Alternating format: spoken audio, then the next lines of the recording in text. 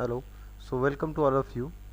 Now, in today's lecture, we are going to discuss about a very essential element that is important for biomolecules, that is a sulfur. Now, the sulfur is an essential element which is present in the earth. It is the 10th most abundant element which is present on earth. It occurs naturally in the form of pure, where it is embedded in the rocks, in the ocean, as well as in the form of salt. It is an essential element of life, that it is a vital and widely used in the biochemical cycles. Now, the sulfur is not only involved in the protein structure, but it is also a content of few vitamins, hormones, etc. So this is a very essential component, that is sulfur, important to synthesize the biomolecules.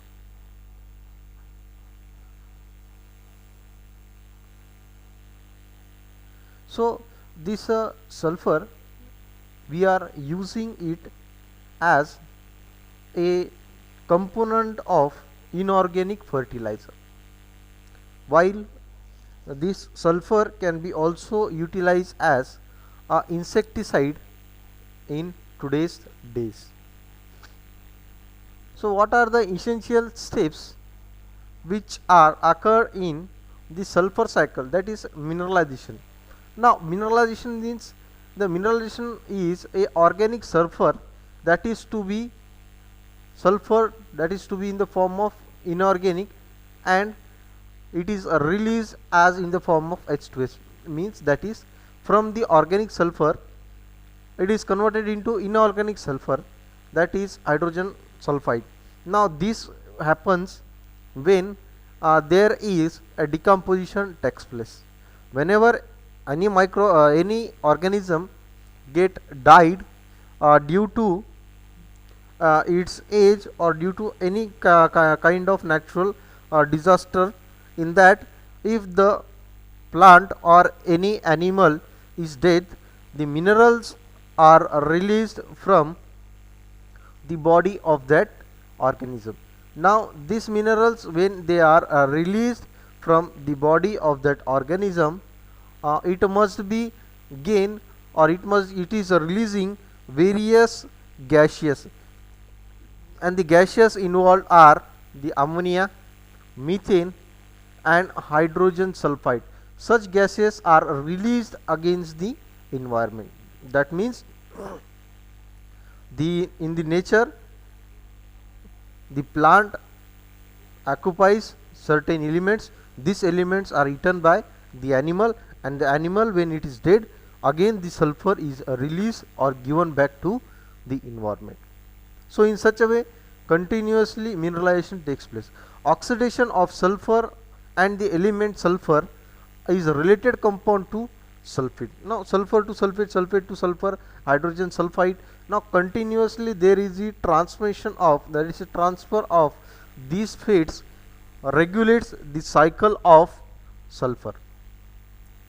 So reduction of sulfate to sulfide, it is essential step.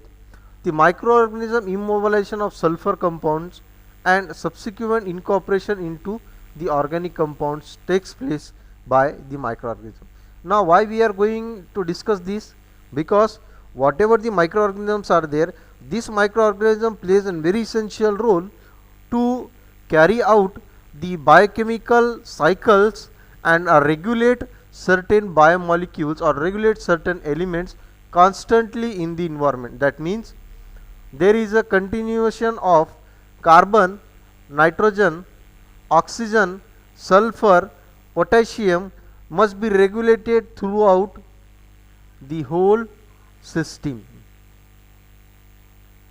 Effect of sulfur on nature. Nature, that is natural weathering of rocks and landforms, is the sulfur where it occurs.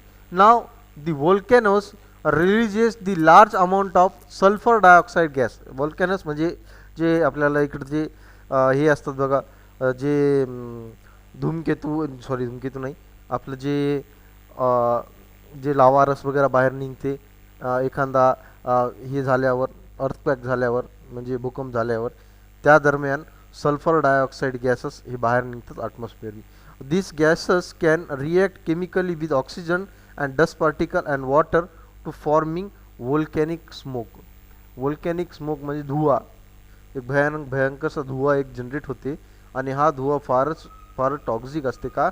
कारण this sulphur when it is reacted with the oxygen and this sulfur dioxide when reacted with oxygen it forms a volcanic smoke. एक धुवा, गहरा धुवा असतो आणि त्या धुवेमुळेच जर आपण बघितलं असेल, त्या धुवेमुळेच आपल्या पृथ्वीवर पहिले पण जीवन नष्ट झालं. जर तुम्ही असं बघितलं असेल, जी पृथ्वीवर धूमकेतू पडल्यानंतर मोठमोठाले हे झालते, काय म्हणतो आपण त्याला, मोठमोठाले भूकंप झालते आणि त्या भूकंपामुळे लावारस वगैरे बाहेर आलता आणि त्यामध्ये पण धूळ आणि हे सल्फर डायऑक्साईड हे पण इन्व्हायरमेंटमध्ये स्प्रेड झालं.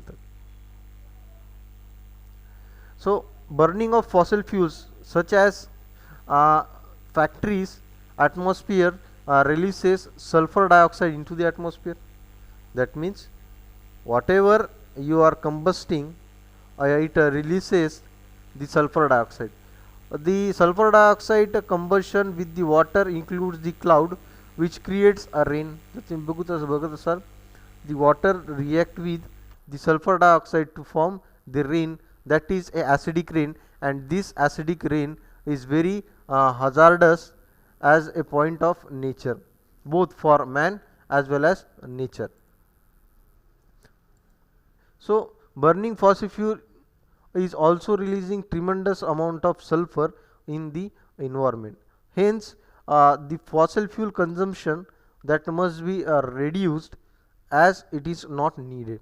म्हणजे काय, जेवढं पण तुम्ही कंबशन करत आहे, जेवढं पण तुम्ही हे जाळत आहे, त्यामधून सल्फर डायऑक्साईडचं प्रमाण जास्त होते आणि या सल्फर डायऑक्साईडच्या प्रमाणामुळेच पोल्युशनचा रेट हे जास्त वाढतो.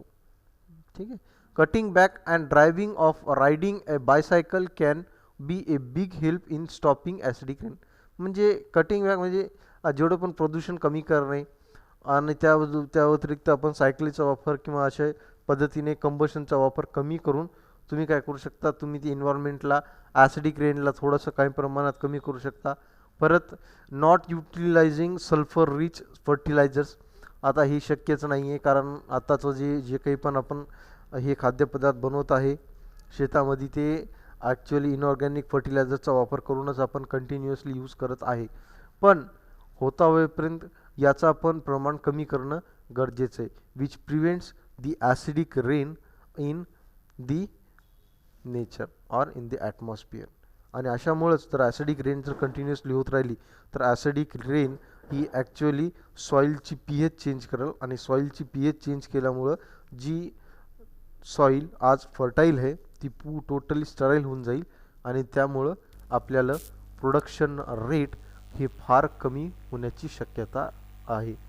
आणि त्यामुळेच combustion of most of the fossil fuel must be reduced.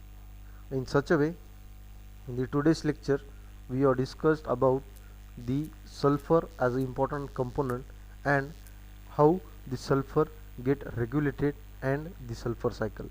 Thank you.